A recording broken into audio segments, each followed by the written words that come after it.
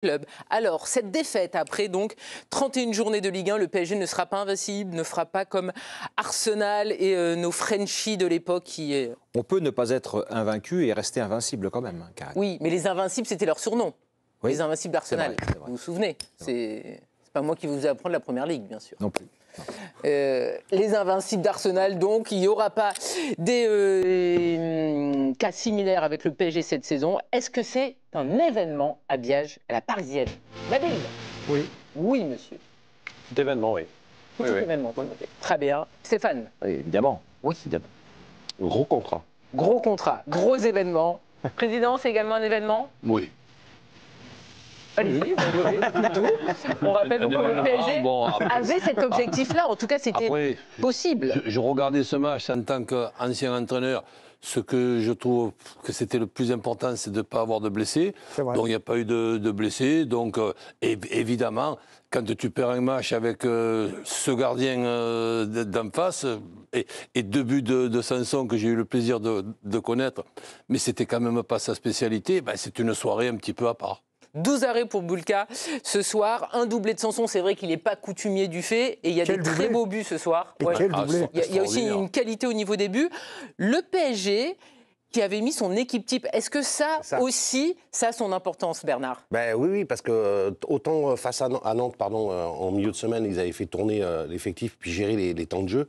On se rappelle, Luis Enrique avait fait 5 changements bien avant la fin du match, comme ce soir d'ailleurs. Là, en respectant sa mise en place, sa méthodologie de gestion des effectifs. Là, il y avait l'équipe type, ils ont appliqué leur principe de jeu. Et quand tu parlais des 3 jolis buts marqués par les Niçois, c'est 3 buts sur des phases de jeu complètement différentes. Il y en a un, c'est une percée dans l'axe, un, c'est un centre sur le côté, et l'autre, c'est leur péché mignon. Ça vient sur une tête, sur un coup de pied arrêté, sachant que Nice, quand même, et pour ça, c'était un bon test avant la demi-finale, c'est la meilleure équipe dans le jeu aérien de cette Ligue 1. Je crois que c'était leur 12e but marqué de la tête. Et on rappelle que c'est effectivement l'un des points faibles du PSG et l'un des points forts d'Arsenal. Donc forcément, c'est pour ça que je dis ça. Bien sûr, mais je sais. C'est du teasing. Teasing. Ça a une importance avant le match de mardi soir. Nabil, le PSG était sur une série de matchs un peu moins aboutis. Il y a la défaite à Aston Villa, il y a la victoire poussive contre Le Havre, il y a le nul face à Nantes. Alors on se disait tous, il y avait ce match contre Arsenal, mais là ce soir on avait quand même l'impression que Luis Enrique voulait absolument assurer face à une équipe de Nice qui avait des qualités. Quand tu mets ton équipe type, tu envoies aussi un message à l'adversaire et tu envoies un message au futur match de Ligue des Champions. Oui, parce que je pense aussi qu'il n'a pas oublié que Nice, à l'aller, je crois qu'il y avait eu match nul. C'est une équipe qui a réussi à neutraliser cette saison le Paris Saint-Germain. Et il y en a pas beaucoup. Moi, j'ai vu aussi. Il y a Nantes, oui, c'est vrai. Dans les 10 premiers, il l'a dit Francaise en conférence de presse avant le match, les 10 premiers du championnat, Paris les a tous battus, sauf un.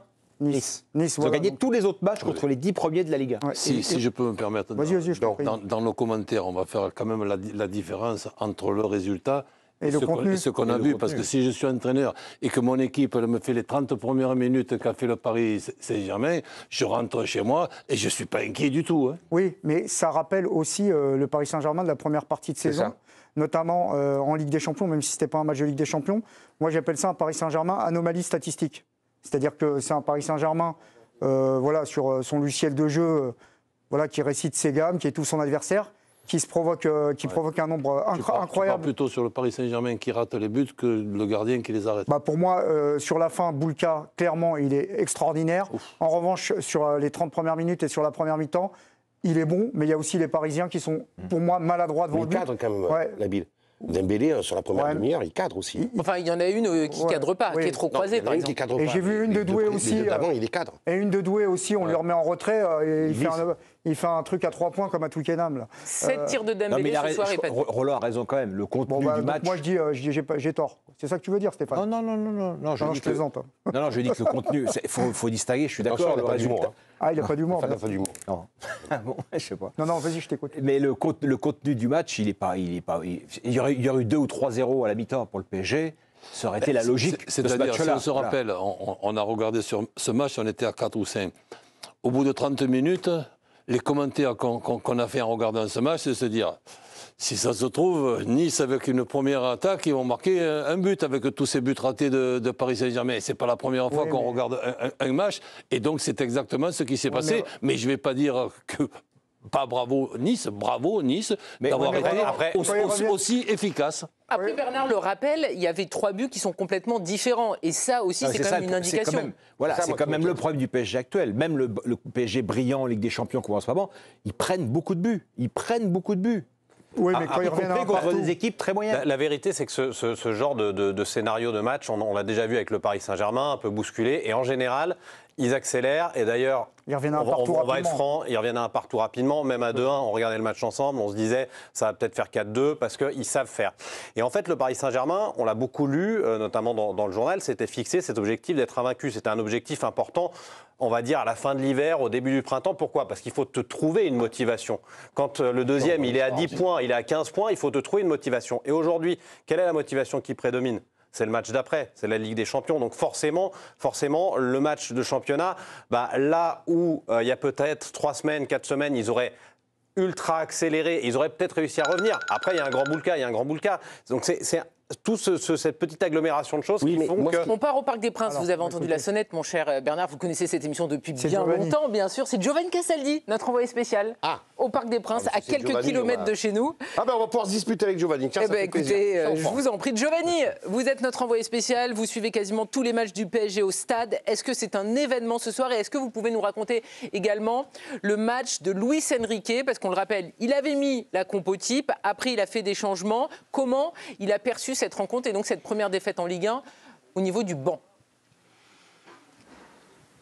Bonsoir Karine, bonsoir à tous. Oui, effectivement, c'est forcément un événement. Il n'y a qu'à voir la joie des Niçois en fin de rencontre, la joie du parquage niçois. Et forcément, quand on fait chuter l'ogre parisien, il y a à domicile en plus au Parc des Princes, c'est forcément un événement. Je rappelle que l'an passé, avant le début de la Ligue des Champions pour le PSG, ils avaient affronté Dortmund au Parc des Princes, ils s'étaient imposés. Et le vendredi d'avant, ils avaient perdu au Parc des Princes également face à l'OGC Nice. Il y avait eu un grand Terem Moffi.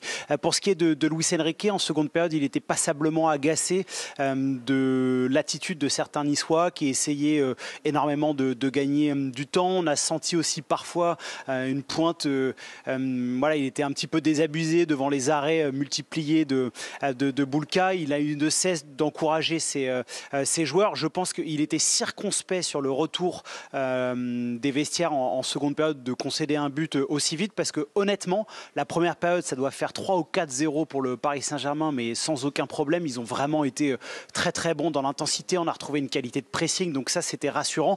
En revanche, la seconde période, je trouve que dans le contenu, elle est vraiment pas bonne. Il y a encore quelques problèmes d'attitude, de concentration, donc ça pose problème. Il y a aussi les entrants. Warren Zaïre-Emery s'est noyé. Barcola a fait une entrée sans odeur ni saveur. Donc voilà, il y a une atmosphère qui est un petit peu particulière et on sent que ça fait quand même tâche avant ce match de Ligue des Champions de perdre son invincibilité comme ça à domicile. Pour mémoire, déjà mardi à Nantes, à la Beaujoire, après l'égalisation nantaise en fin de match, il avait pesté Luis Enrique. Il a dit oui, la soirée elle est formidable, mais il y a ce but qu'a encaissé. Et il avait tiré la sonnette d'alarme. Et si tu lis entre les lignes de Luis Enrique, ça l'inquiétait. Et cette inquiétude qui avait un petit peu vu le jour mardi à Nantes, ça s'est confirmé ce vendredi. Il n'y a pas de clean sheet. Paris ne sait pas faire une clean sheet en ce moment, depuis plusieurs semaines maintenant. Effectivement, ça fait plusieurs semaines. Vous aviez une question pour Giovanni, bien sûr. Pour Giovanni. Bonsoir Giovanni. Bonsoir Nabil. Ouais, toi qui c'est pas tourner manège, enchaîner les garçons. Non, mais toi qui les as suivis toute l'année. Comment tu vas Toi qui les as suivis toute l'année, est-ce que sur la première période, tu as l'impression que c'est Boulka qui est fantastique ou c'est les attaquants du Paris Saint-Germain qui sont moins précis ou est-ce que ça ressemblait un peu à ce qu'on a vu en première partie de saison avec une multitude d'occasions et puis parfois de la maladresse, à l'image de Dembélé, par exemple? Je suis assez d'accord avec toi, Nabil, là-dessus. Je trouve que Ousmane Dembélé, il y a 2 mois, aurait, par exemple, sur la frappe croisée que Boulka ne touche pas au sol, ça aurait fait ficelle. Il y a eu de la maladresse. Pour moi, la plus grosse, c'est celle de Désiré Doué, justement, sur une remise en talonnade d'Ousmane Dembélé. Désiré Doué, pour le coup, qui plane depuis le début de l'année 2025 aussi. Il doit marquer là-dessus. Donc, il y a eu des ratés également du PSG. Et ce que disait Bernard sur la sonnette d'alarme à Nantes, j'y étais. Franchement, il a pété un câble sur Vitinha, sur la perte de balle. Donc c'est évidemment une problématique qu'il connaît. Et le fait de mettre son équipe type, pour moi, ça veut dire qu'il avait besoin que son équipe type retrouve des sensations. C'est pas un message qu'il a envoyé à l'adversaire. Je pense que c'est un message qu'il a envoyé à son équipe en disant, les gars, faut se remettre dedans, faut qu'on represse de manière beaucoup plus intense, faut qu'on soit bien physiquement, parce que je pense qu'il n'avait pas trop apprécié le report du match de Nantes avant le match retour face à Villa. Il l'avait dit en conférence de presse notamment. Ce qui est rassurant après ce match quand même, c'est que, et je m'inscris dans la veine de Roland, c'est qu'il n'y a pas de blessés. On l'a un peu oublié, mais c'était récurrent les années précédentes avec le Paris Saint-Germain. Chaque fois qu'ils avaient un grand rendez-vous international, Ligue des Champions, patatras, ils avaient un blessé. Là, ou un suspendu. Ou un suspendu ou un blessé. Là, il n'y en a pas. Ce qui est inquiétant, c'est que le match de ce soir confirme que la magie parisienne qu'on a vue au creux de l'hiver, s'est envolée. Comme disait Timothée tout à l'heure, même quand ils étaient un petit peu moins mal, un peu moins bien, dans des temps faibles, ils avaient toujours un moment, un génie d'un Dembélé, d'un Barcola ou d'un Doué pour renverser le match. Et là, ce soir, à un moment, on a senti, malgré une domination écrasante, ils ont quand même tiré une fois tous les 3 minutes, c'est énorme dans un match. 31 tirs. Ouais, en 90 minutes, ça fait un match tous les 13 cadrés. Ça fait un tir tous les 3 minutes. Tout à fait. Enchaîne, va vite. Faut mettre du rythme dans l'émission, ma petite Mémé Gali. Et là, tu as eu un sentiment un peu d'impuissance. Voilà. Très bien. Ça, c'est inquiétant. Et ça renvoie, et là je suis d'accord avec Nabil, au Paris Saint-Germain du début de saison. Vous aviez une question pour Timothée, pour Giovanni. Pour Giovanni. C'est justement sur le sujet des... Il s'endormit. Sur le sujet des blessures elles-mêmes, bonsoir Giovanni. Bafétimbi Gomis, pendant la rencontre sur DAZN, expliquait que dans un match comme ça, même inconsciemment, on pensait systématiquement à la blessure, à se préserver pour ce qui allait se passer ensuite. Est-ce que du stade, tu as ressenti parfois, toi qui vois le Paris Saint-Germain très régulièrement, qu'il y avait peut-être cette petite once d'engagement en moins, ce petit truc en moins, peut-être notamment Donnarumma, qu'on a vu un peu moins tranchant par moment. 0 arrêt, Donnarumma. 0 arrêt. Honnêtement, sur la première période, ça s'est absolument pas vu dans les duels et dans les impacts. Ils étaient là. Je trouve que même dans l'engagement, la qualité du pressing a été retrouvée pendant une grosse demi-heure. Ce que Roland a souligné en début d'émission en disant la première demi-heure, elle est vraiment excellente du Paris Saint-Germain. Moi, ce que je trouve, et c'est alors après, est-ce que je sais pas, est-ce que je surinterprète et tout, je trouve qu'il y a parfois un problème d'attitude, de concentration, des garçons qui se voient un peu plus beaux qu'ils ne l'étaient. Et je trouve que la grande force de ce PSG-là était l'humilité. Alors Stéphane l'a souligné à de nombreuses reprises, c'est vrai que ce PSG n'est pas fantastique quand il défend, ils ont toujours concédé d'occasion, concédé des buts, mais il y avait vraiment un état d'esprit. Et ce que j'arrive pas à mesurer, c'est est-ce qu'ils ont cet état d'esprit parce qu'ils ont de la marge en Ligue 1 et ça va revenir mardi à l'Emirates, ou vraiment il y a eu une bascule après la défaite à Birmingham? Giovanni, rassure-nous, déjà, un, t'es pas blessé. Deux, ils n'ont pas une marge énorme en Ligue des Champions. Parce que certes, ils sont qualifiés jusqu'en demi-finale. Mais enfin, en Ligue 1. Non, mais moi, je te parle même en Ligue des Champions. 5 défaites en Ligue des Champions. Oui, mais sur les matchs à élimination directe, ok, ils sont passés 2 fois, mais ils ont perdu la moitié de leur match. Non, mais là, on parle de la Ligue des Champions. 5 défaites en Ligue des Champions. Ils ont perdu la moitié de leur match. Donc, ils n'ont pas plus Oui, Giovanni. Bernard, j'ai pas dit qu'ils avaient de la marge en Ligue des Champions. Je disais ce que j'arrive pas à mesurer, c'est s'ils se comportent comme ça en Ligue 1 parce qu'ils ont une marge énorme. Et est-ce qu'ils vont se remettre en mode Ligue des Champions dès mardi? Merci beaucoup Giovanni, vous restez évidemment avec nous. Stéphane, par rapport au clean sheet, vous en parliez, c'est un seul clean sheet lors des 9 derniers matchs pour le PSG. Et c'est vrai que ce soir, Donnarumma n'est pas impérial. Le ballon lui passe dessous sur le premier but de Morgan Sanson. Nabil le disait. Magique Sanson, s'il te plaît. Bien sûr. Je pense pas, 3 tirs cadrés, 3 buts. Ouais. Non, bon, après, il y a des très jolis buts aussi. Moi, je ne veux pas réouvrir une énième fois le dossier Donnarumma. Ah non, ça mais ne mérite pas. Moi, ce qui m'interpelle ce soir, c'est la capacité qu'ont eu les Niçois quand même. Nice, c'est une petite... C'est une équipe de Ligue 1, moyen plus, quoi. C'est une 4e de Ligue 1, au moment où on se parle.